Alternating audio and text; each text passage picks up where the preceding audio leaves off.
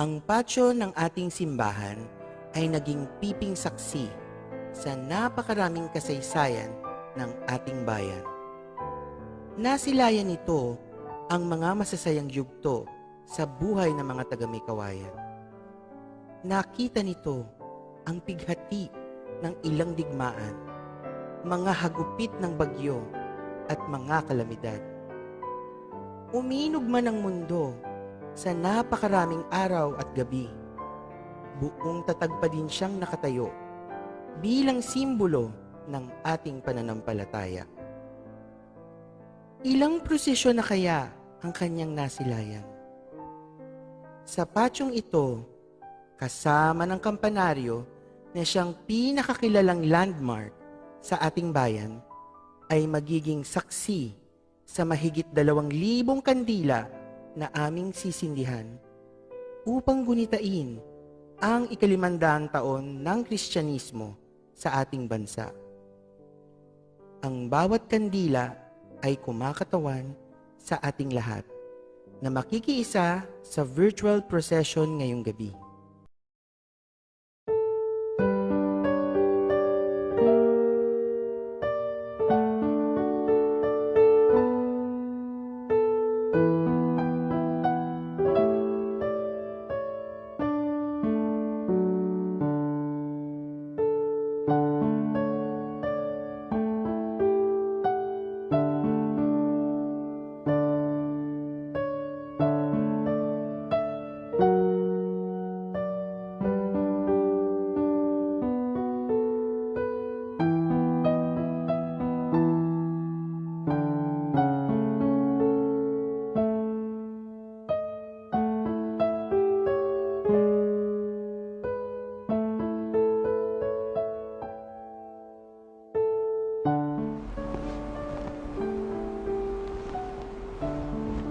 Magandang gabi sa inyong lahat. Makasaysayan ng taong ito sapagkat ating pinagdiriwang ang 500 taong pagdating ng Kristyanismo sa ating bansa.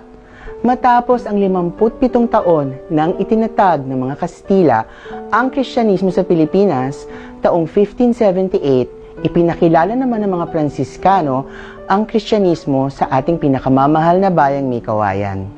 Sa ating kulturang Pilipino, at sa buong taon ng liturhiya ng ating simbahan, pinakamakulay, pinakamakahulugan, at pinakadakila ang pagdiriwang ng mga mahal na araw. Ito ay sa kadahilanang dito napapaloob at sinasariwa ang pinakapuso ng ating pananampalatayang Kristiyano. Ang pagpapakasakit, ang pagkamatay at ang muling pagkabuhay ng ating Panginoong Hesus. At upang lalong mapalalim ang ating pananampalataya, alam niyo ba na isa sa pinakamahalagang kontribusyon ng mga paring Pransiskano ay ang matandang tradisyon ng mga prosesyong tuwing Semana Santa? Ang mahalagang pamanang ito ang siyang ating gaganapin ngayong gabi. Sadyang inaabangan at pinapaghandaan ang taunang prosesyon dito sa Meycauayan. Bagamat ngayong taon ay hindi natin to maisasagawa sa mga lansangan dahil sa pandemyang kinakaharap ng buong mundo, dulot ng COVID-19. Ngunit ito ay hindi magiging hadlang upang ating palalimin ang ating debosyon at pananampalataya, lalo na ngayong mga mahal na araw.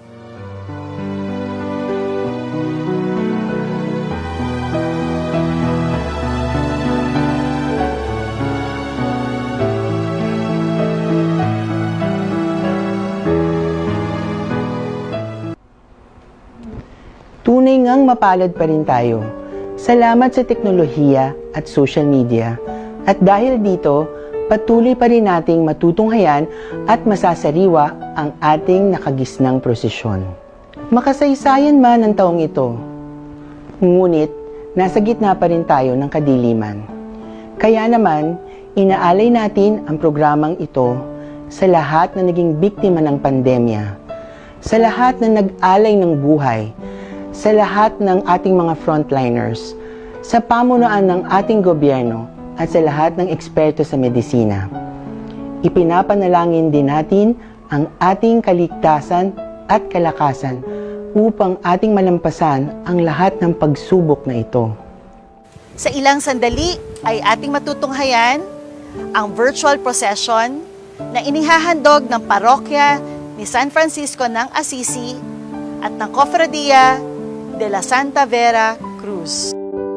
Mula sa mga pinagsama-samang videos, mula sa 2019 at makakuha ng pagsisindi ng mga kandila na ipinagkaloob ng mga sponsor sa ating proyektong Liwanag ng Ating Puso, ngayong Biyernes Santo, ating isapuso, pagnilayan at gunatain ang dakilang pagmamahal ng Diyos. Sabay-sabay nating tunghayan ang virtual procession, ang mahal na araw sa Mekawayan.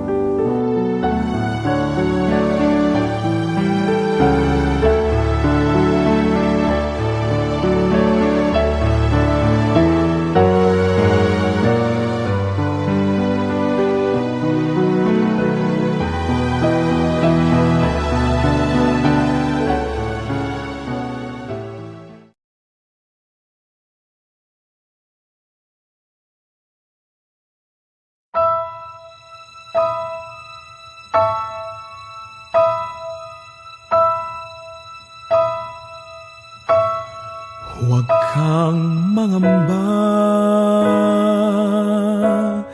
di ka nag-iisa. Sasamahan kita, saan man magpunta.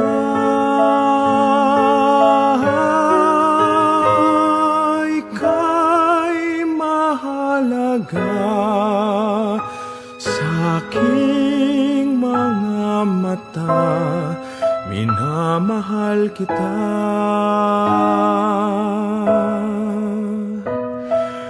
Minamahal kita. Ang unang bahagi ng ating prosesyon ay tungkol sa mga alagad ni Jesus. Para sa misyon ni Jesus, siya ay pumili ng mga taong kanyang tuturuan, huhubugin at babahaginan ng kanyang misyon. Ang mga taong ito ay tinawag na apostoles o mga sinugo. Sila ang 12 tinawag na alagad ni Jesus. Itinala sa mga ebanghelyo ang mga kabiguan, pagbagsak at mga pagdududa ng 12 apostoles na ito na sumunod sa tawag ni Jesucristo. Apostol San Pedro, at sinasabi ko naman sa iyo, ikaw ay Pedro, at sa ibabaw ng batong ito ay itatayo ko ang aking iglesia, at hindi makapananaig sa kanya kahit ang kapangyarihan ng kamatayan. Ang prosesyon ng mga larawan ng Semana Santa ay laging pinangungunahan ng apostol na si San Pedro, ang una sa 12 mga alagad. Ang mangingisdang ito na ang ngalay Simon, ang naging unang papa ng simbahan at ang pinaghabilinan ng mga susi sa kaharian ng langit. Para sa papa at mga leader ng simbahan, upang tulad ni San Pedro ay patuloy nilang tugunan ang mga pangangailangang pastoral ng mga taong ipinagkatiwala sa kanila ng may kapal. Apostol San Andres, sinabi ni Jesus sa kanila, sumunod kayo sa akin at gagawin ko kayong mamamalakaya ng tao. Noon di iniwan nila ang kanilang mga lambat at sumunod kay Jesus. Ayon sa Ebanghelyo, si San Andres na kapatid ni San Pedro ay isa sa mga unang tinawag ni Jesus upang kanyang maging alagad.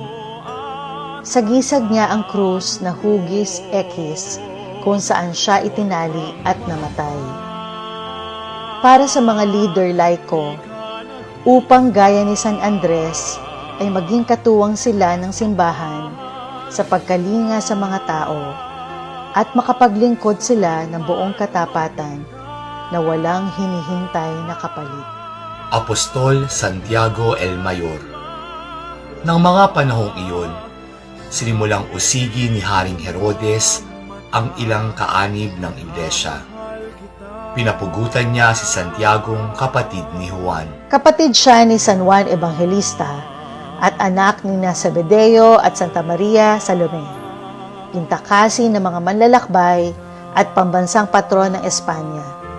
Si Santiago ay sinasagisag na kanyang kabibe na tinatawag na Viera. Siya ang unang martir sa mga apostoles nang siya ay papugutan ng ulo ni Herodes Agripa. Ang kanyang mga labi ay sinasabing inanod hanggang sa baybayin ng Hilagang Espanya na tinandaan ng mga maliliwanag na bituin. Dahil dito, nakilala ang bayang ito bilang Compostela, na sa Latin ay nangangahulugang ang lupain ng mga tala.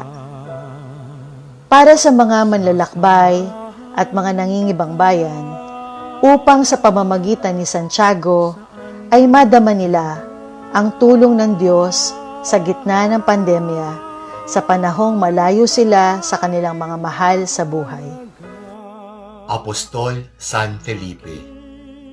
Sumagot si Jesus, "Malaon ng panahon na ako'y kasama ninyo. Di yata't hindi pa ninyo ako nakikilala. Felipe, ang nakakakita sa akin ay nakakakita na din sa Ama. Bakit mo sinasabi, ipakita mo sa amin ang Ama? Hindi baga kayo sumasampalataya na ako'y sumasa Ama at ang Ama ay sumasa akin?" Gaya ng magkapatid na sina San Pedro at San Andres, tubong Betsaida sa lawa ng Genesaret din si San Felipe. Matagal bago niya napagtanto kung sino nga ba si Jesus. Kabilang siya sa mga nakasaksi ng ipahayag ni San Juan Bautista na si Jesus ang kordero ng Diyos sa kanyang pagbibinyag sa ilog Jordan. Sa gisag niya ang tinapay at ang mahabang tungkod na hugis krus. Para sa mga frontliners na nagtatrabaho sa food service industry tulad ng mga nagluluto at nagdi-deliver ng pagkain, upang sa pagtangkilik ni San Felipe ay maging daan sila sa pagdudulot ng kaginhawahan sa mga nangangailangan. Apostol San Bartolome. May magmumula bang mabuti sa Nazaret? Tanong ni Nathaniel. Sumagot si Felipe, "Halika tingnan mo." Nang malapit na si Nathaniel ay sinabi ni Jesus, "Masdan ninyo ang isang tunay na Israelita. Siya'y hindi magdaraya." Si Bartolome o Nathanael ayon sa Ebanghelyo ni San Juan ay malimit ilarawan sa mabuting balita bilang matalik na kaibigan ni San Felipe na kapwa niya apostol. Ayon sa tradisyon, matapos umakyat si Jesus sa langit, ay nangaral si San Bartolome sa Armenia sa Ethiopia hanggang marating niya ang India. Pinatay siya ng mga dibinyagan sa pamamagitan ng pagtatalop sa kanyang balat habang siya'y buhay pa. Sa kadahilan ng ito, hawak niya ang tabak na kasangkapang ginamit upang siya'y balatan. Pintakasi siya ng mga gumagawa ng sapatos at mga manggagawa sa balatan. Para sa mga pulis at sundalo, upang sa inspirasyon ni San Bartolome ay gamitin nila ang kanilang katungkulan para pangalagaan ang kapakanan ng mga taong bayan at hindi maging kasangkapan ng pandarahas at paniniil. Apostol San Mateo.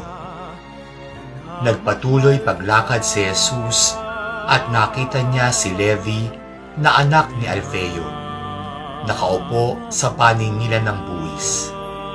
Sinabi sa kanya ni Jesus, "Sumunod ka sa akin." Tumindig naman si Levi at sumunod. Tinatawag ding Levi.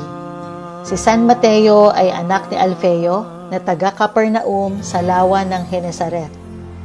Naiiba siya sa mga alagad sapagkat karamihan sa kanila ay mga mangingisda, samantalang siya ay isang taga-singil na buwis. Sa gisag na mabuting balita ni San Mateo, ang tao, sapagkat nagsimula ito sa pag-ungkat sa talaang kanan ni Hesukristo.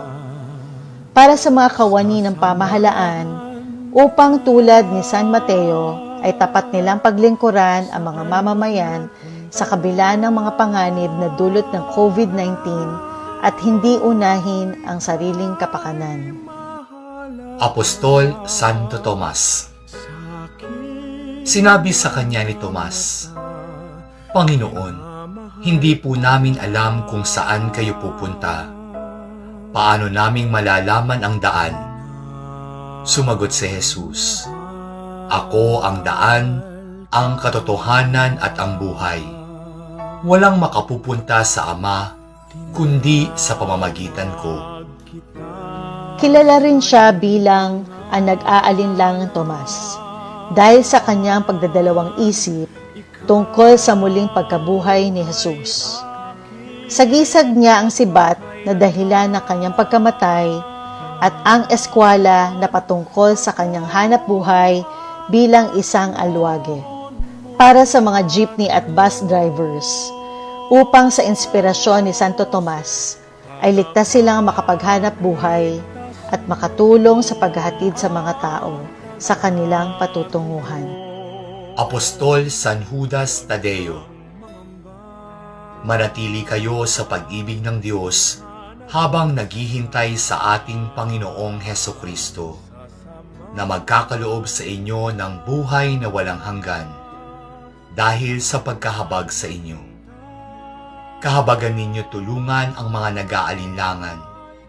Sagapin ninyo ang nasa apoy. Kilala si Tadeo bilang pintakasi ng mga bigong layunin at ng mga taong nawawala ng pag-asa. Kapatid siya ni Santiago el Menor at anak ni Santa Maria Jacobe. Mapapansing may apoy sa kanyang ulunan, sa gisag ng Espiritu Santo na tinanggap niya sa araw ng Pentecostes. Sa dibdib naman niya nakalagay ang isang medalyon na may mukha ni Kristo, sa gisag ng malaki niyang pagkakahawig sa Panginoon. At dahil na rin sa tradisyong pinagaling niya ang hari ng Edesa sa pamamagitan ng larawan ni Jesus. Ang pamalo ang ginamit upang siya'y patayin matapos mangaral sa Persia, Armenia at Mesopotamia. Para sa mga taong nawalan ng trabaho dahil sa COVID-19, upang sa pagtangkilik ni San Judas Tadeo ay hindi sila panghinaan ng kalooban at laging umasa na may nakalaang biyaya ang Diyos para sa kanila. Nag-iisa, sasamahan ka, saan man magpunta.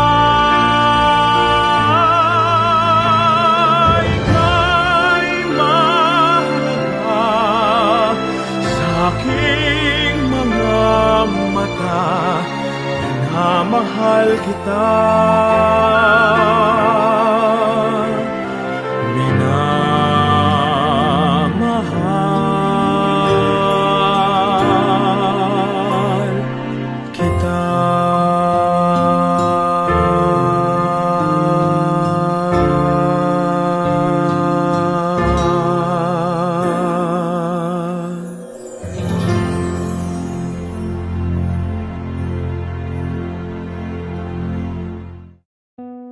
Ang mga susunod na tagpong inyong matutunghayan ay ang mga nangyari panahon ng ministeryo sa lupa.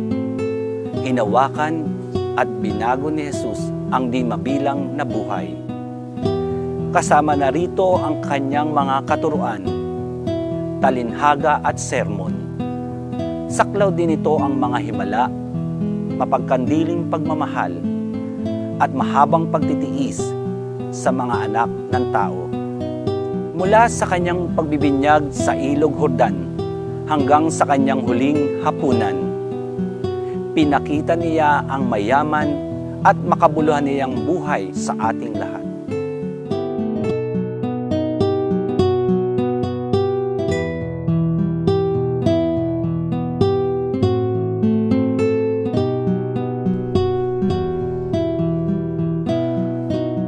Sa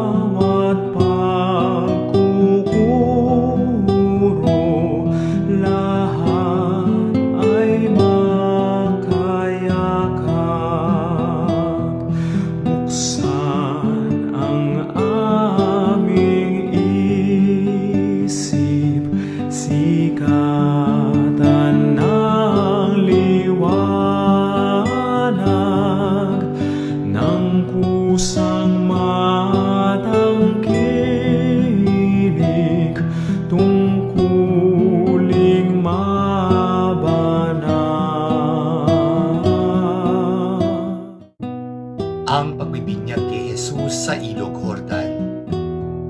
At isang tinig mula sa langit ang nagsabi, "Ito ang minamahal kong anak na lubos kong kinalulugdan." Ay tanda ng pagsisimula ng pampublikong ministeryo ni Jesus. Ito ay ang unang misteryo ng liwanag. Para sa mga bibinyagan sa mga susunod na araw, naway lalo mag-ibayo ang kanilang pananampalataya sa gitna ng mga agam-agam ng ating lipunang pilit nagnanais maunawaan ang pandemya. Ang pagtukso kay Jesus ng dyablo. Sumagot si Jesus, "Lumayas ka, Satanas, sapagkat nasusulat, ang iyong Diyos at Panginoon ang sasambahin mo. Siya lamang ang iyong paglilingkuran." At iniwan siya ng dyablo. Dumating ang mga anghel at naglingkod sa kanya. Ang mga tukso kay Jesus ay kumakatawan sa mga disenyo ng mga tuksong pangkaraniwan sa mga tao. Pita ng laman, kapalaluan, at kapangyarihan. At ang lahat ng iyon ay napagtagumpayan ni Jesus.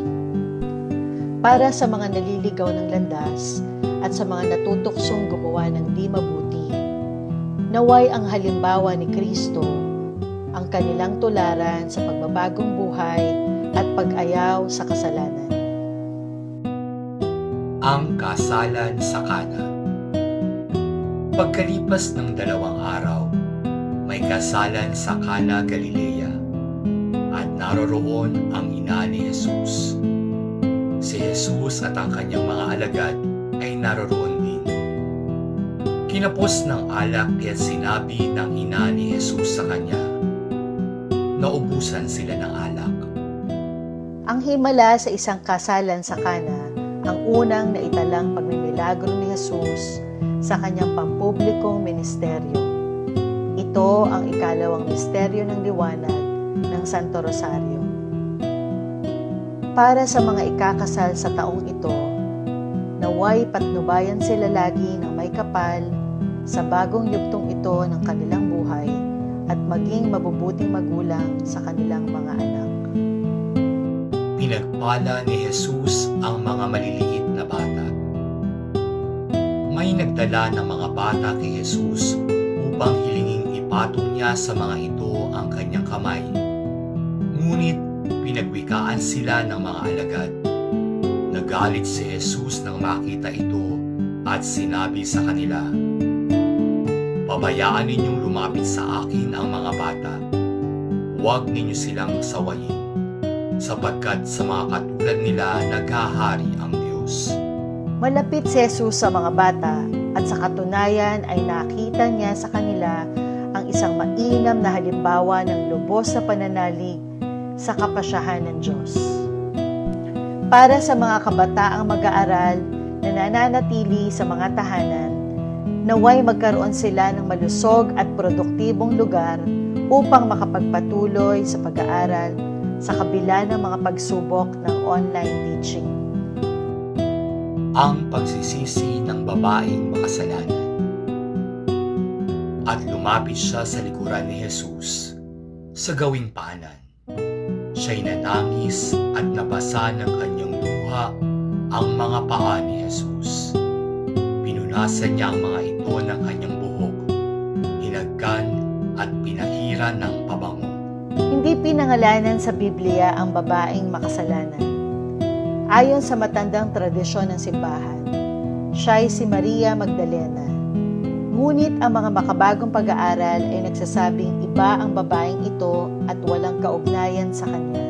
Para sa mga taong naliligaw ng landas, mga napilitang pumasok sa prostitusyon upang maitaguyod ang sarili at ang pamilya. Nawa ay matagpuan nila si Kristo at makapagbalik loob sila sa Kanya.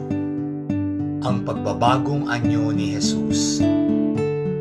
Samantalang sila'y naroon, nakita nilang nagbagong anyo si Jesus.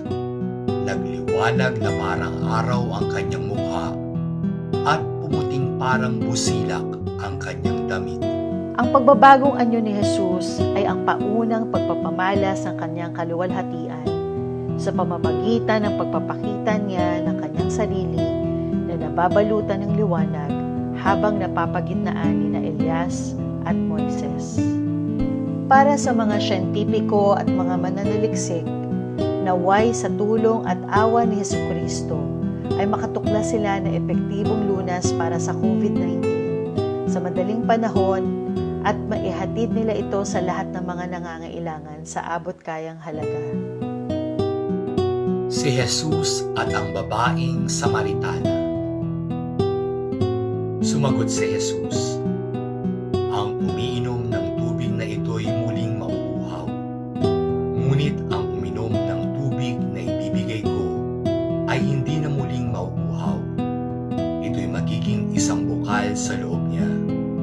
Babalong at magbibigay sa kanya ng buhay na walang hanggan." Ang tunay na kahalagahan ng tagpong ito sa ministeryo ni Jesus ay mauunawaan kung isa sa alang-alang ang malaon ng hidwaan sa pagitan ng mga Hudyo at mga Samaritano. Si Jesus na ipinanganak bilang Hudyo ay nakikipag-usap ngayon at humihingi ng tubig sa isang babaeng Samaritana. Ang babae ring ito ay nakikiapid at nagkaroon na ng kaugnayan sa 5 iba pang lalaki. Para sa mga taong nakararanas ng iba't ibang uri ng diskriminasyon, nawa ay tulungan tayo ng may kapal na maunawaan na walang lugar ito, lalo na ngayon sa ating pagtugon sa COVID-19. Hindi tama na maiugnay natin ang sakit na ito sa anumang grupo ng tao at etnisidad. Nararapat ding mahinto ang karahasan, ligalig at panggigipit sa ikabubuti ng lahat. Magkaisa tayo bilang isang komunidad laban sa pandemyang kinakaharap natin ngayon. Ang muling pagbuhay ni Jesus kay Lazaro. Kaya't inalis nila ang bato. Tumingala si Jesus sa langit at sinabi, "Ama, nagpapasalamat ako sa iyo sapagkat dinirinig mo ako at alam kong lagi mo akong diringgin. Ngunit sinasabi ko ito dahil sa mga taong naririto upang maniwala silang ikaw ang nagsugo sa akin." Pagkasabi nito ay sumigaw siya, "Lazaro, lumabas ka." Ipinakilala ni San Juan sa tagpong ito ng muling pagbuhay kay Lazaro, na si Jesus ang siyang muling pagkabuhay at ang buhay. Para sa mga may karamdaman, lalo na sa mga nagdaranas ng COVID-19, nawa ay panghawakan nilang lagi ang pangako ni Kristo ng pagpapagaling at pagbibigay buhay. Ang matagumpay na pagpasok ni Jesus sa Jerusalem. Kinabukasan, nabalitaan ng makapal na taong dumadalo sa pista na patungo sa Jerusalem si Jesus. Kumuha sila ng mga palapa ng palma at lumabas ng lungsod upang siya'y salubungin. At ganito ang kanilang sigaw, "Hosana! Purihin ang dumarating sa ngalan ng Panginoon. Purihin ang Hari ng Israel." Nakita ni Jesus ang isang batang asno at sinakyan ito, gaya ng nasusulat, "Huwag kang matakot, lungsod ng Sion. Masdan mo, dumarating ang iyong hari, nakasakay sa bisirong asno." Ang larawan ni Jesus ay lagi nakokoronahan ng 3 sinag sa kanyang ulo na tinatawag na Tres Potencias, na ang ibig sabihin sa Kastila ay ang 3 kapangyarihan, simbolo ng kaisahan ni Jesus sa Ama at sa Espiritu Santo, ang mga persona sa banal na Sangtatlo. Ang palaspas naman ay sagisag ng pagpupuri at pagdiriwang. Ang mga palaspas na benindisyonan sa taong ito ay siya namang susunugin sa susunod na taon para sa Miyerkules ng Abo. Para sa mga nalulumbay at hindi lubos ang pananampalataya, malugod nating tanggapin si Kristo sa ating mga puso. Papurihan at pasalamatan natin siya kahit anuman ang nararanasan natin sa ngayon. Ang huling hapunan. Ito ang aking katawan na ibinigay para sa inyo. Gawin ninyo ito bilang pag-aalaala sa akin. Gayon din naman, dinampot niya ang saro pagkatapos maghapunan at sinabi, "Ang sarong ito ang bagong tipan ng aking dugo na mabubuhos dahil sa inyo." Ito ang tagpo na kung saan itinatag ni Jesus ang Eucharistia, ang banal na misa na siyang rurok ng ating pagsamba. Ang huling hapunan din ang ikalimang misteryo ng liwanag ng Santo Rosario. Nawa ay malampasan natin ang mga pagsubok at paghihirap na kinakaharap natin ngayon upang matulungan din natin ang mga mahihirap, nagugutom at walang sapat na pagkain sa hapagkainan. Buksan ang aming palad, sarili maialay, tulungan mong ihanap kami ng bagong malay.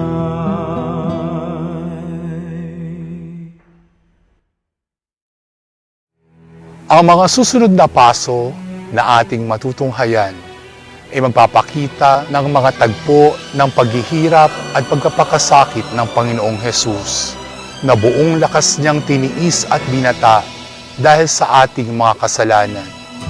Hanggang sa siya ay hubaran, ipako at malagutan ng hininga sa krus para sa ating kaligtasan.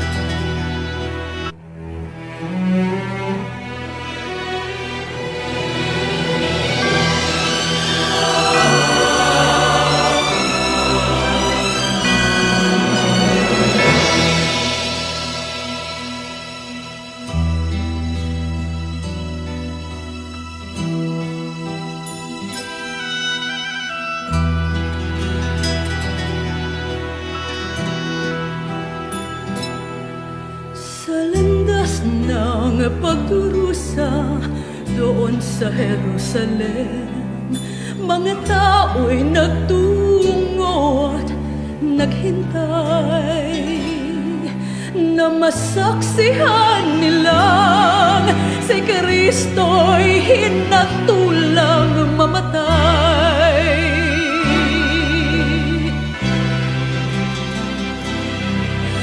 Duguan at mayroong latay ang buo niyang katawan, at sa ulo'y may korona ng tinik, at sa bawat hakbang niya'y paghamak ng mundo'y maririnig ang landas ng pagdurusa na tinak ni Jesus. Namatay siya upang tayo'y matubos.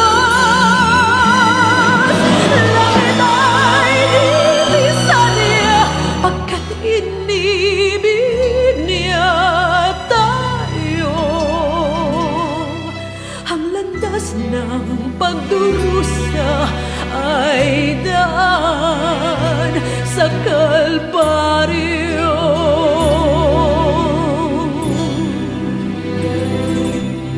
Ang pananalangin ni Jesus sa halamanan ng Getsemani.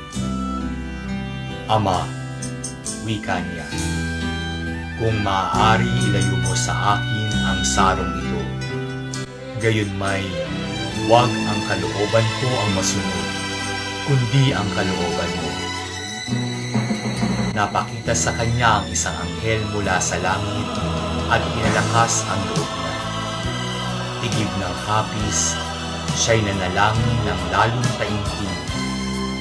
Tumulo sa lupa ang kanyang pawis, na animoy malalaking patak ng ulo. Ang bersyon ng tagpong ito rito sa May Kawayan ay matalinghaga. Ipinakikita si Jesus na nakahandusay at inaalo ng isang anghel sa gisag ng marubdob na pakikipagniig niya sa Ama ng mga panahong bago siya dakpin. Nasa paanan ni Kristo ang kalis, simbolo ng mga pagbabata na kanyang kailangang batahin alang-alang sa sanlilikha.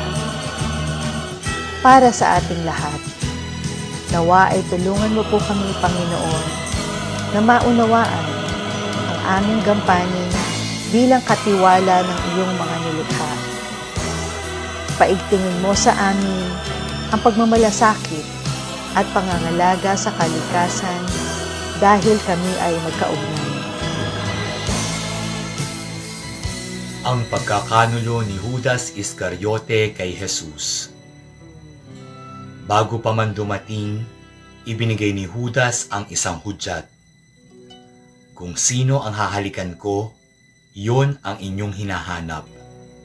Dakpin ninyo siya at huwag pabayaang makatakas. Pagdating ni Judas, agad siyang lumapit kay Jesus. Guro, ang bati niya, at ito'y kanyang hinalikan.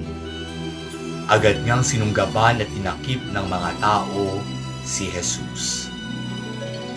Matapos na manalangin, dumating sa halamanan ng isang pulutong na mga kawal.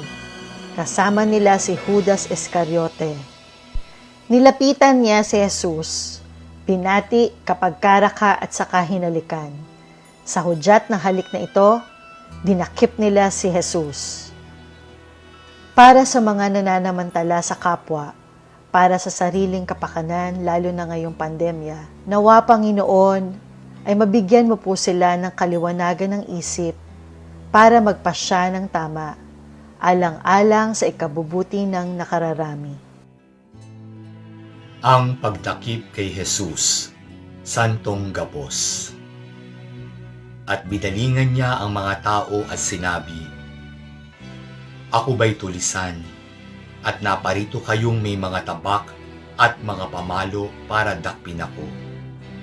Araw-araw, ako'y nagtuturo sa templo at hindi ninyo ako dinakip. Ngunit nangyaring lahat ito upang patupad ang sinulat ng mga propeta. Tumakas agad ang mga alagad at iniwan siyang mag-isa. Ito na marahil ang pinakasikat at pinipintuhong larawan ni Kristo sa lungsod ng Mekawayan, na higit na kilala sa kanyang bansag na Santong Gapos. Pintakasi ito ng mga lupaing sakahan ng Mekawayan, at bawat taon ay inililipat sa isang baryo sa kabilang gawin ng tulay ng Mekawayan. Ayon sa tradisyon, tanging sa mga mahal na araw lamang maaaring itawid ang Kristong nakagapos sa tulay patungong simbahan at kagyat na dapat ibalik sa kabilang ibayo ng tulay matapos ang prosesyon ng Biyernes Santo. Para sa ating lahat sa lungsod ng Mekawayan, na namimintuho sa mapaghimalang larawang ito ni Hesukristo sa kanyang pagkakagapos, naway ipagsanggalang tayo ng Panginoon sa lahat ng sakuna at patuloy na ipag-adya sa pandemya. O mahal na Poong Jesus na nakagapos, Senyor ng Mekawayan, maawa po kayo sa amin. Ang pagtatwa ni Simon Pedro. Maya-maya'y lumapit kay Pedro ang mga naroroon.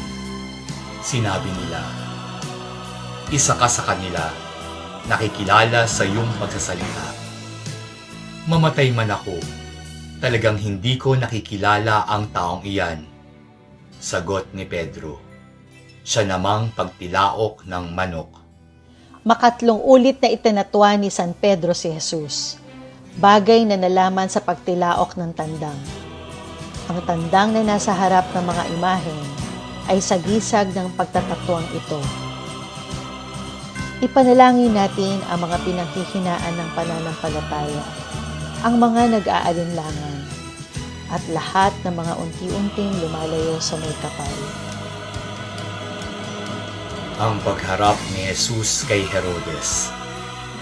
Tuwang-tuwa si Herodes nang makita si Jesus. Marami na siyang nabalitaan tungkol dito at matagal na niyang ibig makita. Kaya tinanong niya ng tinanong si Jesus, ngunit hindi ito sumagot kaunti man. Naroon ang mga punong saserdote at ang mga eskriba na walang tigil na kakaparatang kay Jesus.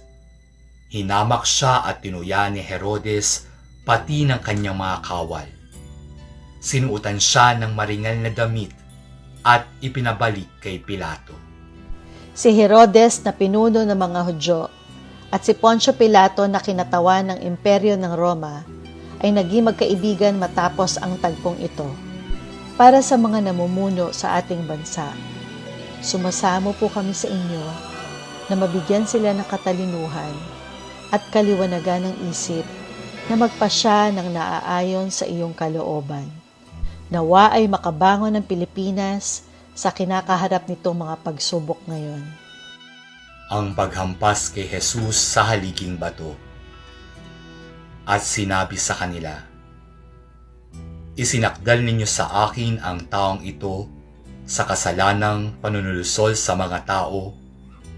Ngayon, siniyasat ko siya sa harapan ninyo at napatunayan kong walang katotohanan ang mga paratang ninyo sa kanya.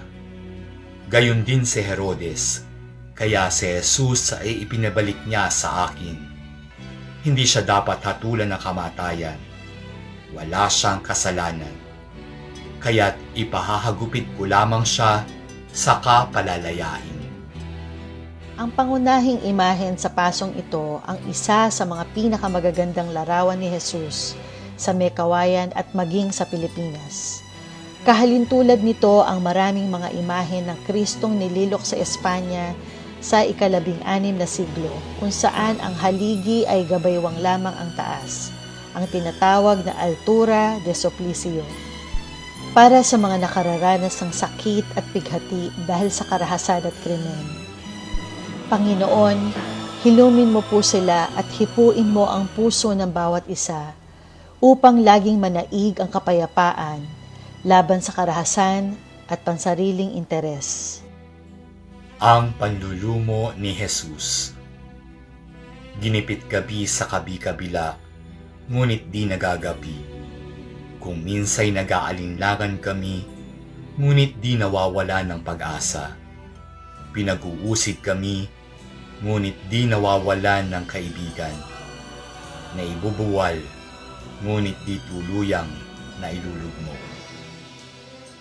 Ang tagpong ito ay malimit tawagin sa salitang Kastila na desmayado, na buhat sa verbong desmayarse, na ang ibig sabihin malugmok o mabuwal.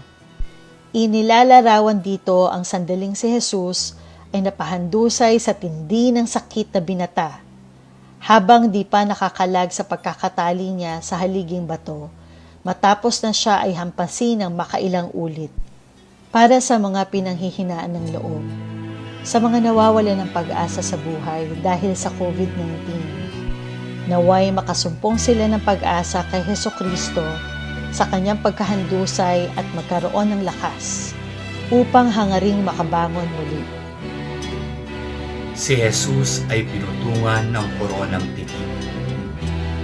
Ang mga kawal ay kumuha ng halamang matinik, ginawang korona at ipinutong kay Jesus, at sinuotan siya ng balabal na purpura. Isa't isa'y lumalapit sa kanya at ang wikay, mabuhay ang hari ng mga Hudyo, at siya'y pinagsasamba. Ang tagpong ito ang ikatlong misteryo ng hapi sa Santo Rosario. Inaalala natin ang panahong si Jesus ay pinutungan ng koronang tinik ng mga sundalong Romano at inuyam ng mga ito. Para sa mga taong nakararanas sa matinding kalungkutan at ligalig sa pag-iisip, Panginoon, alayan mo po sila ng pag-asa at madama nila ang inyong wagas na pagmamahal. Duguan at mayroong latay ang buo niyang katawan, at sa ulo'y may korona ng tinik, at sa bawat hakbang niya'y paghamak ng mundo'y maririnig. Ang landas ng pagdurusa na tinahak ni Jesus. Namatay siya upang tayo'y matubas. Langit ay dilisan niya pagkat inibig niya tayo. Ang landas ng pagdurusa ay laan sa Kalbaryo. Etche Homo. Siya ay binugbog at pinahirapan, ngunit di tumutol kahit kungkiman. Tulad ay korderong hatid sa patayan, parang mga tupang hindi tumututol kahit nagututan, ni hindi umilig, ni kaputok man. Kilala sa Pilipinas ang tagpong ito bilang Etche Homo, hango sa katagang Latin na nangangahulugang narito ang tao. Kahalintulad sa gawi ng gitnang Espanya, tulad ng Valladolid. Sa Timog Espanya, higit na kilala ang imaheng ito bilang de la Pasencia, ang Panginoon ng pagtitimpi. Para sa aming mga kapatid na nakabilanggo at biktima ng kawalang katarungan, nawa Panginoon ay mabigyan mo sila ng kapatawaran at pag-asa upang mabigyan sila ng pagkakataong maghilom ang anumang sugat na sanhi na kanilang pagkakabilanggo at matagpuan nila ang landas patungo sa iyo. Mangibabaw din nawa ang hustisya at katotohanan para sa kanila. Ang pagpapatadaw kay Jesus sa bayan. Lumabas uli si Pilato at sinabi sa kanila, "Ihaharap ko siya sa inyo upang malaman ninyo na wala akong makitang kasalanan niya." At inilabas si Jesus na may koronang tinik at balabal na purpura. Sinabi sa kanila ni Pilato, "Narito ang tao." Ito ang tagpo kung saan iniharap ni Poncio Pilato si Jesus sa mga Hudyo. Ang mismong bayang nagbunyi kay Jesus noong ito ay pumasok sa Jerusalem, ay siya ring bayang ngayoy humihinging ipako siya sa krus. Para sa mga taong sarado ang kaisipan at nagwawalang bahala sa mga nakikitang kamalian sa gawain ng kapwa, bigyan niyo po sila, Panginoon, ng kalakasan ng loob at isip na ipagtanggol ang tama para sa kabutihan ng lahat. Ang paghatol kay Jesus ni Poncio Pilato. Araw noon ng paghahanda sa Paskwa at mag-iikalabindalawa na ng tanghali. Sinabi ni Pilato sa mga Hudyo, "Narito ang inyong hari." Sumigaw sila, "Patayin siya! Patayin! Ipako sa krus!" "Ipapapako ko ba sa krus ang inyong hari?" tanong ni Pilato. Sumagot ang mga punong saserdote, "Wala kaming hari kundi ang Cesar." Kaya si Jesus ay ibinigay sa kanila ni Pilato upang ipako sa krus.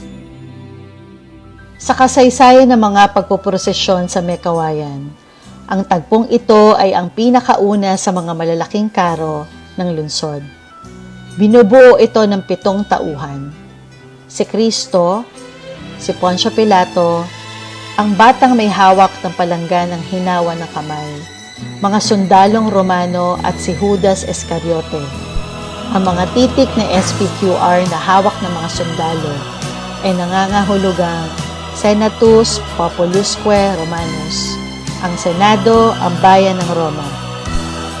Para sa mga hukom at abogado, naway tulungan mo silang sambitin ang katotohanan at bitawan ng desisyong makatarungan para sa mga kasong kanilang mahahawakan. Ang pagtanggap ni Jesus sa banal na krus.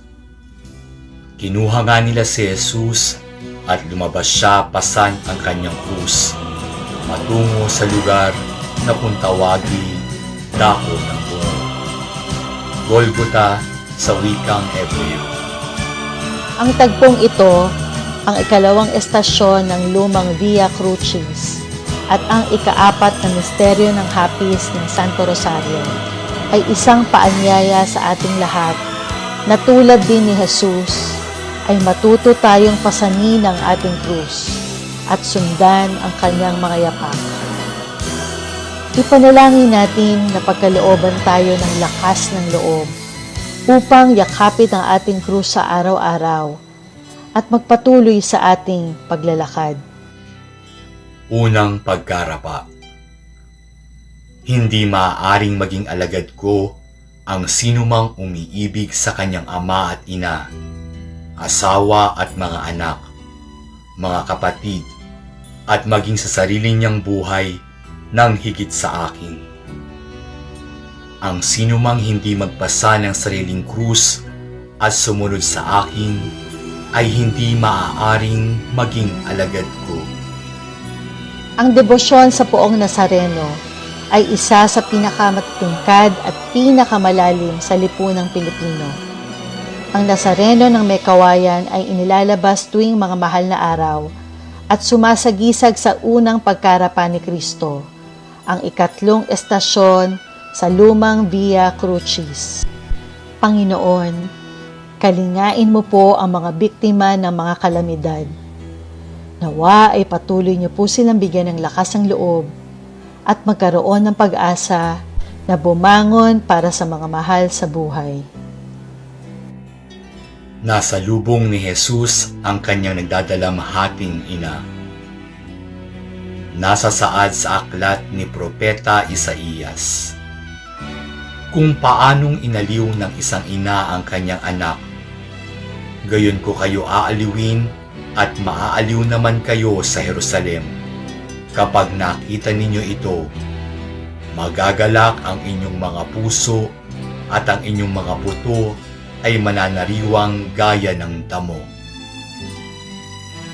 Bagamat nananangis, buong tatag na hinarap ni Maria ang kahabag-habag na kalagayan ng kanyang anak. Inilalarawan sa tagpong ito ang lubos na pakikiisa ni Maria sa mga pasakit na tinamo ni Jesus. Ito ang ikaapat na estasyon sa daan ng krus. Ipanalangin natin ang mga kababaihan ng ating parokya at bayan upang ang halimbawa ng mahal na birhen ang sa kanila ay gumabay sa gitna ng anumang kahirapan. Si Jesus ay tinulungan ni Simon na taga Sirene. Nang dala na nila si Jesus upang ipako, nasa lubong nila ang isang lalaking galing sa bukid. Ito'y si Simon na taga Sirene. Pinigil nila ito at ipinapasan sa kanya ang krus, kasunod si Jesus. Ang tagpong ito ay ang ikalimang estasyon sa tradisyonal na Via Crucis. Ipanalangin natin ang mga kalalakihan ng ating parokya at bayan upang tulad ni Simon Sireneo ay lagi nating gawin ang lalong mabuti para sa lahat at hindi mag-alinlangan tumugon sa pangangailangan ng kanilang kapwa. Pinunasan ni Veronica ang mukha ni Jesus. Nasusulat sa aklat ni Propeta Isaías. Wala siyang anyo o kagandahan man na makatawag ng aming pansin. Wala siyang karilagang nakalulugod. Hinamak siya at tinakwil ng mga tao. Isang lalaking tigib ng mga dalamhati, bihasa sa pagdudusa, at gaya ng isang kinasusuklaman ng mga tao, ay hinamak natin siya at itinuring na walang kabuluhan. Ang tagpong ito ay ang ika-6 na estasyon sa tradisyonal na daan ng krus. Sa tradisyong Pilipino, ang birang na hawak ni Veronica ay may taglay na 3 mukha ni Jesus. Ipanalangin natin ang lahat ng mga institusyon ng pagkakawang gawa, maging sila may sa pamahalaan, sa simbahan, o mga pribadong individual. Patuloy nawa silang gamitin ng may kapal sa paghahatid ng kanyang pagpapala sa marami nating mga kababayan. Ikalawang pagkarapa. Nasusulat sa aklat ni Propeta Isaías. Siya ay pinaglagusan dahil sa ating mga kasalanan, niyurakan dahil sa ating mga pagsalansang. Ang parusang makapagliligtas sa atin ay ipinataw sa Kanya at nasa Kanyang mga latay ang ating pagkagaling. Ikalawang pagkarapa. Ang tagpong ito ay ang ikapitong estasyon na lumang daan ng krus. Ang imahen ay mahigit sa 100 taon na at nagmula pa sa matandang bahay ng pamilya Tordesillas sa probinsya ng Antique.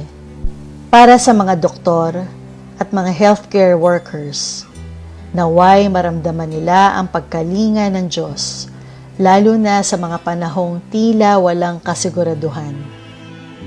Ikatlong pagkarapa.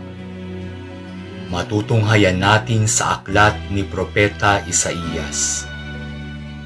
Pinagmalupitan siya, subalit nagpakababa at hindi umimik. Tulad ng maliit na tupang dinadala sa patayan. Tulad ng tupang walang kibo sa harap ng mga manggugupit sa kanya at di nagbubuka ng bibig. Ito ang ikasyam na estasyon sa lumang Via Crucis. Alalahanin din natin ang mga biktima ng digmaan sa gitnang silangan upang ang kapayapaang nagmumula kay Kristo ang siyang kanila maging kanlungan. Si Jesus ay hinubaran ng kasuotan. At kadilang dinala si Jesus sa lugar na kung tawagin ay Golgota. Ibig sabihin, puok ng bungo. Binigyan nila siya ng alak na may kahalong mira, ngunit hindi niya ininom. Ipinako siya sa krus at nagsapalaran sila upang malaman kung alin sa kanyang mga damit ang mapupunta sa bawat isa. Si Jesus ay hinubaran ng kasuotan. Ang tagpong ito ay ang ikasampung estasyon sa lumang daan ng krus. Inilalarawan nito si Jesus bago siya ipako sa krus habang hinuhubdan ng mga kawal. Ipanalangin natin ang mga kapuspalad upang sa kabila ng kanilang kahubaran, kagutuman, at pagpapagal ay madama nila ang mapagpalang kapangyarihan ng Diyos at makamtan ang kanyang tulong sa pamamagitan ng kanilang kapwa-tao. Ang pagbabangon sa banal na krus. At kung paanong itinaas ni Moises ang ahas doon sa ilang, gayon din naman, kailangang itaas ang anak ng tao upang sinumang sumasampalataya sa kanya ay magkaroon ng buhay na walang hanggan. Ang krus na ginamit ng mga Romano bilang kasangkapan ng pagpapahirap, kahihiyan at kamatayan ay nagkaroon ng bagong kahulugan nang si Hesukristo ay mabayubay rito. Ito ang tanda ng ating kaligtasan. Ipanalangin natin ang bawat kabuhayan, negosyo, maliit man o malaki, na makabangon at patuloy na makapagbigay ng trabaho sa ating mga kababayan. Nawa ay magtulong-tulong tayong lahat sa pag-angat muli ng ating ekonomiya. Ang paghahabili ni Jesus sa kanyang ina. Nang makita ni Jesus ang kanyang ina at ang minamahal niyang alagad na nasa tabi nito, sinabi niya, "Ginang, narito ang iyong anak." At sinabi niya sa alagad, "Narito ang iyong ina." Ang ikatlo sa 7 huling wika ni Jesus. Sa paghahabili niya sa kanyang ina kay San Juan, walang ibang iniisip si Jesus kundi ang maging maayos ang kalagayan ng mahal na birhen. Inihabili niya kay Juan, ang kanyang ina, upang ito ang pumuno ng pagkawala ni Jesus. Sa tagpong ito, inihahabilin din ng Panginoon sa atin si Maria upang maging ating ina. Nawa ang panahong ito ng pagsasama sa tahanan ay maging pagpapala upang lalo magkakilala ang bawat isa sa pamilya at magmalasakit para sa isa't isa ng may pagmamahal na lubos. Ako'y nauuhaw. Pagkatapos nito, alam ni Jesus na naganap na ang lahat at bilang katuparan ng kasulatan ay sinabi niya, "Nauuhaw ako." May isang mangkok doon na puno ng maasim na alak. Itinubog nila rito ang isang espongha. Ikinabit sa sanga ng isopo at idiniit sa kanyang bibig. Sa tradisyon ng simbahan, ang mga katagang nauuhaw ako ay ang ikalima sa 7 huling wika na tinura ni Jesus habang siya ay nakabayubay sa krus. Higit na kauhawan ng katawan, marahil ay nauhaw rin si Jesus sa ating pagtugon sa kanyang panawagan at sa ating pagtalima sa kanyang utos. Sa mga kapatid nating naghihikahos lalo na sa panahon ng pandemya, ang kanilang pagkauhaw sa salita ng Diyos sa kabila ng matinding kahirapan, nawa ay makamtan nila ang liwanag ng pag-asa mula kay Jesus na siya rin namang nauhaw at namatay para sa ating lahat. Dugo niya'y tinigis nang tayo'y luminis. Sa krus ay naganap ang kaniyang pasakit.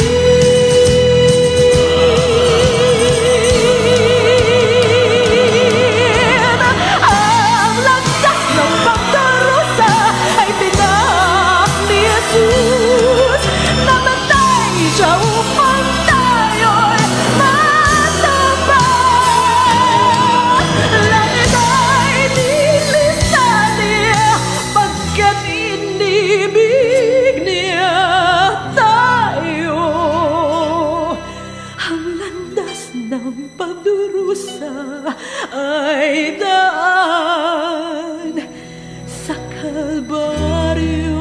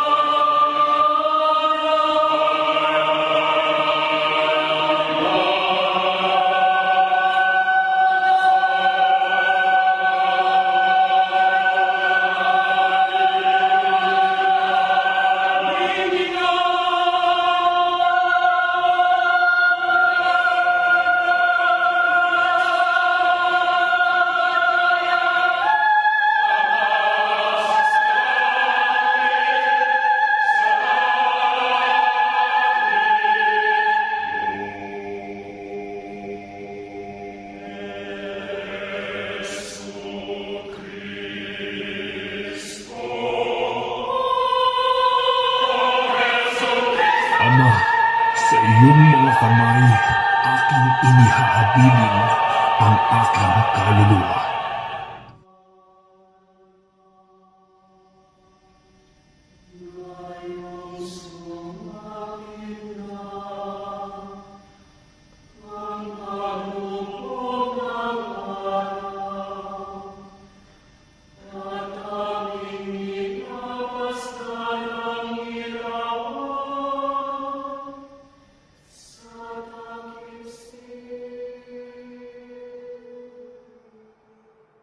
Pagkamatay ni Jesus sa krus.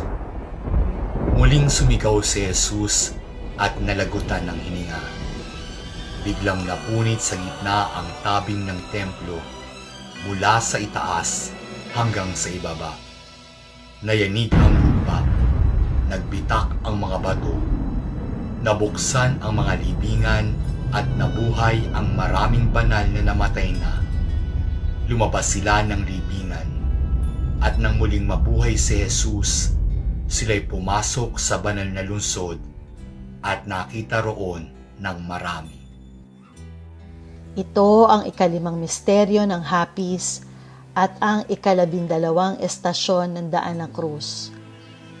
Si Jesus na nalagutan ng hininga ay makikitang nakabayubay sa krus.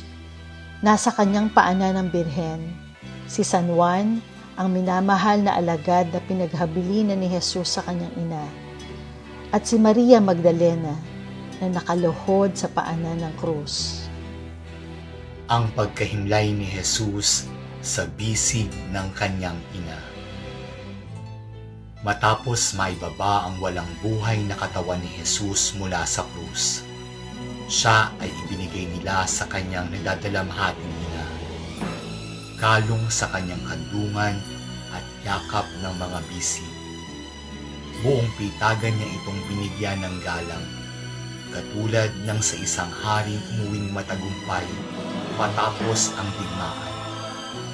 Si Hesukristo ang haring nagtagumpay mula sa digmaan laban sa kasamaan at kasalanan. Isa sa mga pinaka-immortal na paglalarawan sa pasyon ni Jesus, ang tagpong ang kanyang walang buhay na katawan ay mapahilig sa kandungan ng nagdadalamhating birhen. Kilala sa may kawayan ang tagpong ito bilang Pieta, hango sa salitang Italyano na ang ibig sabihin awa.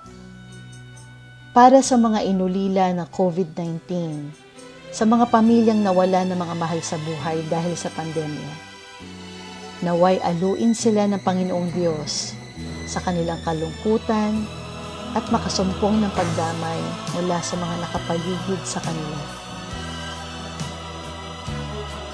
Ang paglilibing kay Jesus. Bago magtakip siling, dumating ang isang mayamang taga-Arimatea na ang ngalay Jose. Siya'y alagad din ni Jesus. Lumapit siya kay Pilato at hiningi ang bangkay ni Jesus. Iniutos naman ni Pilato na ibigay ito sa kanya, kaya't kinuha ni Jose ang bangkay at binalot ng bagong kaling lino. Inilagay niya ito sa sariling libingan na di pa nalalaunang, ipinaupa niya sa bato, saka umalis. Ito ang ika-14 na estasyon sa lumang daan ng krus. Nasa harap si Jesus na walang buhay na natatakpan, ang Birhen sa bandang likuran, si San Juan na nasa kanyang tabi, si Maria Magdalena na nakaluhod sa harapan ng kanyang guro, at si Nicodemo sa bandang harap na humahatak sa mga labi ni Jesus, at si Jose na taga-Arimatea na katuwang niya sa likuran. Para sa mga sumakabilang buhay, lalo't higit sa mga dumanas ng COVID-19, naway mahimlay sila sa kapayapaan at pag-asang nagmumula sa pangako ng walang hanggang buhay. Ang pagdadalamhati ng Birhen sa paanan ng krus. Walang kalakip na takot ang tunay na pag-ibig, sapagkat pinapawi ng pag-ibig ang anumang pagkatakot. Hindi pa ganap ang pag-ibig ng sinumang natatakot, sapagkat ang takot ay kaugnay ng parusa. Ang tagpong ito ay naglalarawan sa pag-iisa ng mahal na birhen sa paanan ng krus ni Jesus, habang tangan niya ang mga nalabing bakas ng pagdurusa ng kanyang anak. Nawa ang larawan ng ating mahal na ina sa paanan ng krus ay pumukaw sa ating mga isip at kalooban, na sa bawat sakit at bighati sa kanyang puso ay matularan natin ang kanyang katatagan sa kabila ng takot at kadiliman, dulot ng pandemyang ating kinakaharap.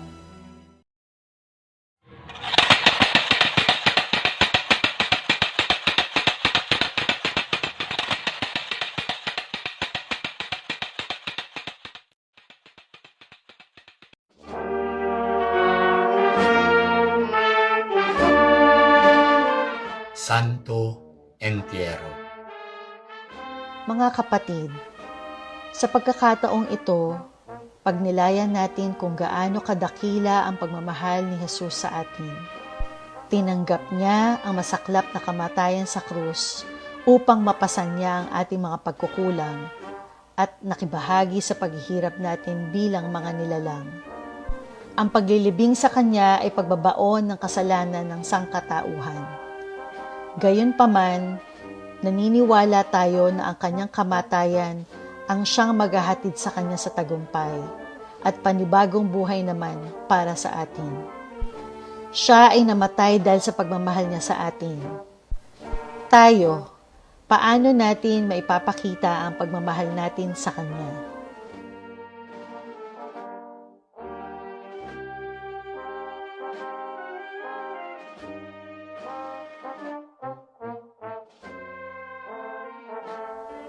San Nicodemo. Pumunta siya kay Jesus ng gabi at sinabi niya, "Guro, alam namin na ikaw ay isang guro na mula sa Diyos. Ito ay sapagkat walang makagagawa ng mga tanda na iyong ginagawa malibang sumasakanya ang Diyos." Si Nicodemo ay isang pariseo at pinuno ng mga Hudyo sa Jerusalem, at ipinapalagay na siya rin ay kagawad ng Sanhedrin. Isa rin siyang lihim na alagad ni Jesus. Noong mamatay si Kristo sa krus, sumama siya kay Jose ng Arimatea, dala ang pabango upang kunin ang bangkay ni Jesus. Bago ilibing, pinahiran nila ito ng pabango. San Jose ng Arimatea. Lumapit siya kay Pilato at hiningi ang bangkay ni Jesus. Nang maibaba na ang bangkay, binalot niya ito ng kayong lino at inilagay sa isang libingang inuka sa bato. Hindi pa iyon napaglibingan. Si Jose na tubong Arimatea ay isang matuwid na taong naghihintay sa paghahari ng Diyos. Siya ay kabilang sa Sanhedrin. Sagisag niya ang kayong lino at ang kalatas ng pahintulot mula kay Pilato na kunin ang walang buhay na katawan ni Jesus. Para sa mga nagtatrabaho sa mga punerarya at mga sementeryo, upang sa pagtangkilik ni San Jose ng Arimatea, ay ligtas nilang magampanan ang kanilang tungkulin na bigyan ng karampatang pamamaalam ang mga yumao. Santa Marta ng Betania. Marta, Marta, naliligalig ka at abalang-abala sa maraming bagay. Ngunit isa lamang ang talagang kailangan. Pinili ni Maria ang lalong mabuti, at ito'y hindi aalisin sa kanya. Kapatid ni San Lazaro at Santa Maria ng Betania, si Santa Marta, ay bahagi ng pamilyang itinuturing na pinakamalapit kay Jesus. Sa bawat tagpong kasama si Marta sa Biblia, lagi siyang ipinakikitang abala sa kanyang mga obligasyon sa loob ng bahay tulad ng pagluluto, paglilinis at pananangis sa namatay na kapatid. Dahil dito, inilalarawan siya bilang babaeng may hawak na sisidlan ng mga pagkain at mga banga ng tubig. Para sa mga nagtitinda sa mga pamilihang bayan at mga kasambahay, upang sa halimbawa ni Santa Marta ay makita nila ang mahalagang ambag nila sa lipunan, lalo na sa panahong ito ng pandemya. Santa Maria ng Betania. 6 na araw bago magpaskwa, si Jesus ay dumating sa Betania, sa bayan ni Lazaro na kanyang muling binuhay. Ipinaghanda siya roon ng hapunan. Naglilingkod si Marta at si Lazaro'y isa sa mga kasalo ni Jesus. Kumuha si Maria ng mamahaling pabango, 1 libra ng dalisay na nardo, at ibinuhos sa mga paa ni Jesus. Pagkatapos, pinunasan ng kanyang buhok at humalimuyak sa buong bahay ang pabango. Sa lumang tradisyon ng simbahan, ang Maria na kapatid ni Lazaro at Marta ng Betania, ang babaeng makasalanan at si Maria na taga Magdala ay iisa. Subalit sa makabagong talaan ng mga banal, sinasabing magkaiba sina Magdalena at si Mariang taga Betania. Siya ang Mariang nakikinig sa paanan ni Jesus sa halip na tumulong sa kanyang kapatid na si Marta sa paghahanda na makakain. Sagisag niya ang pabangong ginamit upang ibuhos sa paa ni Jesus at ang banal na kasulatan na higit niyang ninais pakinggan. Tulad ni Maria ng Betania, nawa ay lagi nating dinggin at isapuso ang salita ng Diyos. Sa bawat hamon ng pandemya, manaig pa rin sa atin ang ating pananampalataya. Santa Juana, asawa ni Cuza. Kasama niya ang 12 at ilang babaeng pinagaling niya sa masasamang espiritu at mga karamdaman. Si Juana ang asawa ni Cuza na katiwala ni Herodes, si Susana at marami pang iba. Si Santa Juana ay isa sa mga babaeng nabanggit sa Biblia na tagapagtaguyod ng sabahang binuo ni Jesus. Asawa ni Cuza na katiwala ni Herodes. Masasabing may maalwang buhay si Juana at maaaring isa sa mga malimit magbigay sa mga alagad, kung kaya't siya'y inilarawang may hawak na lalagyan ng salapi. Para sa mga negosyante at mga namumuhunan, upang si Santa Juana ay maging inspirasyon nila upang unti-unting maibangon ang kanilang mga negosyo at makapagbigay muli ng hanap buhay sa mga mamamayan. Santa Veronica. Ipinahid kapag daka, birang niyang daladala, loob ay kakaba-kaba, bubunto-buntong hininga, hapis na walang kapara. Sa laking kapangyarihan nitong Diyos na maalam, himalang sukat pagtakhan, mukha niya'y nalarawan sa ipinahid na birang. Natitiklop na talastas, yaong birang na mapalad, sa gilid, likod, harap, kung ilaylay at iladlad, 3 mukhay nahahayag. Ang salitang Veronica ay hango sa mga salitang Latin na vera at icon, na tumutukoy sa tunay na imahe ng mukha ni Jesus na nalarawan sa birang, matapos na punasan ng isang babae ang mukha ni Jesus sa kanyang daan patungong Kalbaryo. Maipaalala nawa sa atin ng larawan ni Jesus sa birang ni Veronica ang tunay na kahulugan ng ating debosyon. Lumago nawa ang ating pananampalataya hindi lamang sa loob ng mga tradisyon, ritual at mga pagdiriwang ng simbahan. Maisabuhay nawa natin ang ating panata sa pamamagitan ng pagbibigay tulong at malasakit sa ating kapwa. Santa Maria Salome. Lumapit kay Jesus ang asawa ni Zebedeo, kasama ang kanyang mga anak. May ibig siyang hilingin, kaya't lumuhod siya sa harapan ni Jesus. Ano ang ibig mo? Tanong ni Jesus. Sumagot siya, sana'y ipagkaloob ninyo sa 2 kong anak na ito ang karapatan na makaupong katabi ninyo sa inyong kaharian. Ang una sa 3 Maria ay si Santa Maria Salome, ina ng mga apostol na sina Santiago el Mayor at San Juan.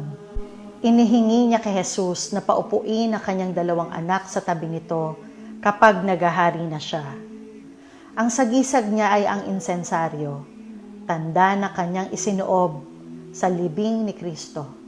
Para sa mga kababaihang kumikilos laban sa pandemya, nawa ay bigyan sila ng lakas at dunong upang makatulong pa sa mas maraming nangangailangan. Santa Maria Jacobe. Naroroon din ang maraming babaeng nakatanaw sa malayo. Mula pa sa Galilea ay sumunod na sila kay Jesus at naglingkod sa Kanya. Kabilang sa kanila si Maria Magdalena, si Mariang ina ni Santiago at Judas, at ang asawa ni Zebedeo. Si Santa Maria Jacobe ay ang ina ng mga apostol na sina San Judas Tadeo at Santiago el Menor. Dito sa huli niya nakuha ang taguring Jacobe, buhat sa taguring Latin na Jacobi, na ang ibig sabihin ay ang kay Santiago.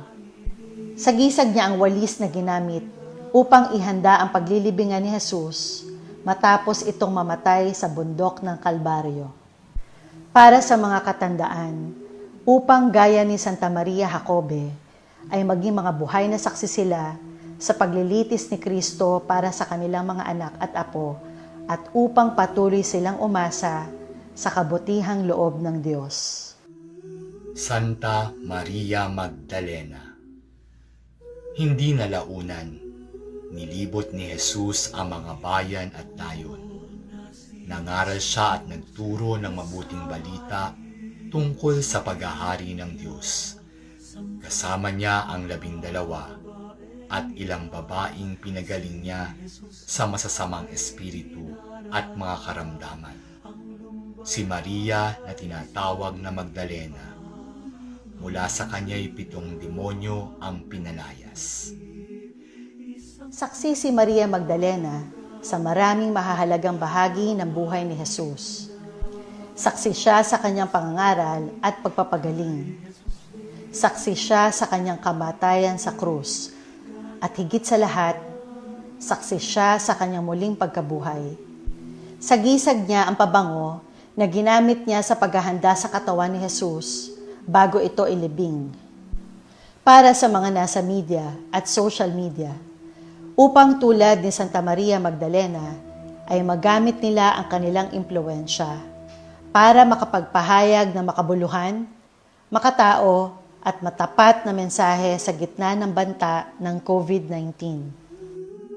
San Juan Evangelista.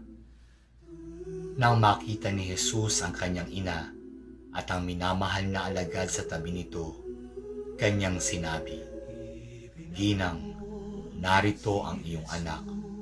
At sinabi sa alagad, "Narito ang iyong ina." Mula noon, siya'y pinatira ng alagad na ito sa kanyang bahay. Ang pinakabata sa 12 apostoles at ang pinakamamahal na alagad. Si San Juan ay kapatid ni Santiago el Mayor at anak ni Maria Salome. Tinatawag siyang ebanghelista dahil sa pagsulat niya sa isa sa mga ebanghelyo. Sa kanya rin inihabilin ni Jesus ang kanyang ina bago ito mamatay. Tangan niya ang aklat at pluma sa gisag na kanyang misyong ipalaganap ang mabuting balita sa pamamagitan ng kanyang maraming mga naisulat. Para sa mga kabataan, upang tulad ni Apostol San Juan Evangelista ay maging handa at mulat sila sa pakikisangkot sa kanilang simbahan at pamayanan, lalo't higit para mapag-ibayo ang pagsugpo sa pandemya. Ang nahahapis na ina ni Jesus, Mater Dolorosa. Kaya't mahahayag ang kanilang iniisip. Dahil dyan, ang puso mo'y para na ring tinarakan ng isang balaraw. Itinuturo sa atin ng taguring ito ng mahal na Birhen na damhin nating mataimtim ang pagkawala ni Kristo at tangisan ang mga kasalanan ng sansinukob. Makikita natin na may tarak na 7 punyal ang kanyang puso. sumasagisag sa kanyang 7 hapit.